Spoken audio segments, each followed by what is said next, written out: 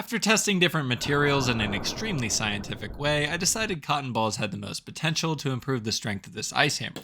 So that's the first thing I tried. After stuffing the mold, I placed it in the freezer till the next day. Once frozen, the hammer looked really good. I started off with relatively light hits on a small nail and was going to increase the strength with each hit. It was looking pretty promising with some nail movement, but it did start to splinter, especially when I had an inaccurate hit on the nail. I almost completed the task, but then disaster struck and the hammer broke at the shaft.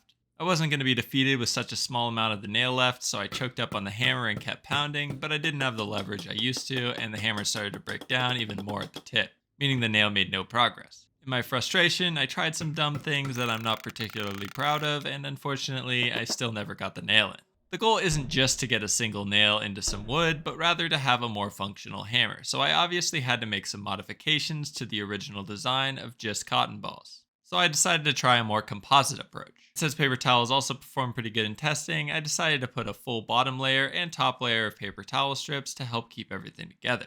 I stuffed the middle with cotton balls again, and I thought it'd be a good idea to lay some string down at the shaft since it was the shaft breaking that was the biggest problem. With those modifications, it was time to freeze it and try it again the next day.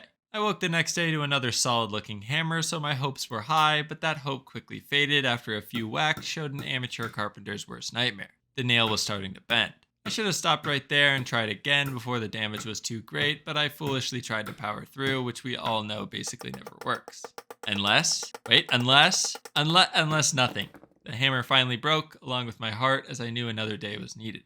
On the bright side though, the hammer didn't snap for quite some time and definitely withstood some higher force, meaning the string and paper towel modifications definitely helped. I was getting a bit concerned about the front of the hammer's durability, which started to wear down, so I wanted to make one special modification. I stuck with a similar lining of paper towel strips on the bottom, and since the string worked so well, I added an additional string layer to the bottom. Then I stuffed the bulk with cotton balls. I remembered from testing that the oats seemed to look pretty good from a hardness perspective, so I stuffed some oats at the front head of the hammer to hopefully make it stronger. Then I added that second string layer before closing it up with paper towel strips again. The next day, the hammer once again looked like a beast and was pretty cool with the oat tip. It was looking pretty good at the start, but the oats didn't really seem to help that much and started to splinter off. However, the nail was going down until a poor hit once again bent it, and I just pounded the bent nail into the wood sideways.